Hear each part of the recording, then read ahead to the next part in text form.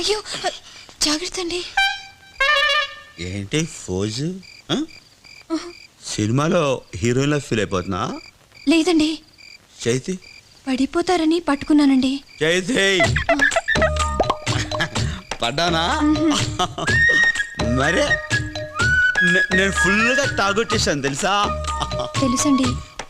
అంటే మొగుడు తాగి నాశనం అయిపోతున్నా ఒక భార్యగా ఏమండి ఎందుకు తాగుతారండి అని అడగవా నువ్వు? ఎందుకు తాగుతారండి? నువ్వు నన్ను ఎందుకు మీరే అడగమన్నారు కదండి. అంటే నేను అడగమంటే అడిగేస్తావా? తప్ప అండి?